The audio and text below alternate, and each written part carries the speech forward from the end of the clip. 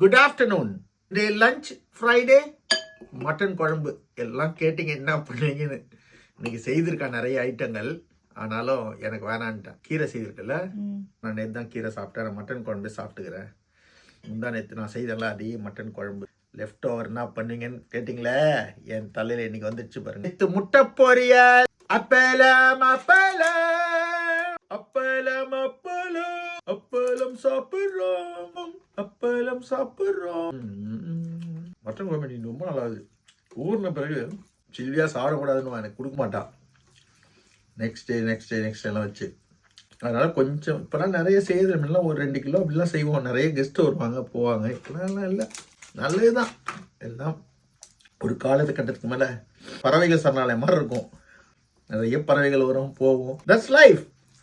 I didn't have any regrets. லைஃப்ல எல்லா உச்சத்தையும் பார்த்துட்டேன், எல்லா தோல்வியும் பார்த்துட்டேன். எல்லாமே ஒரு காலம் மனிதனுக்கு எல்லாமே திகட்டி போகும். அது திகட்டலனா அவன் மிருகம் ஆயிடுவான். It's become addiction. இது நான் உங்க எல்லாருக்கும் சொல்றேன்.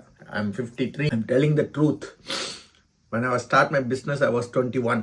50sல ரொம்ப டிசேபிள் ஆயிட்டேன். ஆனா ஐ டென்ட் ஹாவ் எனி ரிக்ரெட்ஸ். உழைங்க, சம்பாரிங்க, அனுபவிங்க. நான் அனுபவிச்சுட்டேன். எங்க அப்பா என்ன சொன்னாரு, நீ வாழ பிறந்தவன்டா, கரெக்டா வாழ்ந்திருக்க. ஏன்னா அவர் தன்னோட வாழ்க்கையை வாழாம எங்களுக்காக வாழ்ந்துட்டாரு. See, people should change their self. Life is once. நமக்காகவும் வாழணும். அதுக்கு முக்கியம் கமிட்மெண்ட் நிறைய இருக்கக்கூடாது, ஆசைகள் அதிகமா இருக்கக்கூடாது. முட்டையை போட்டு சாப்பிடணும். போட்டி, பொறாமை, அலைச்சல், அடுத்தவனை எப்படி ஏமாத்தலாம், இது எல்லாமே ஒரு நாள் எல்லாம் இருக்கும். 3 வேளை சாப்பிட முடியாது. என்கிட்ட எல்லாம் இல்லை, ஆனால் 3 வேளை சாப்பிட முடியுது. அதை லைஃப்ல நான் கற்றுக்கிட்டேன்.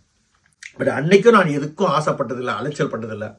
இதெல்லாம் டெஸ்டினிங்க. ஒவ்வொரு காலம் ஒருத்தன் ஏழையா பிறக்கணும், டெஸ்டினி. பணக்காரனா பிறக்கணும், டெஸ்டினி. தங்கவேலுக்கு birthday, happy birthday Thangavel. Bhuvana உங்க பேரை சொல்லிட்டா, ஹலோ புவனா.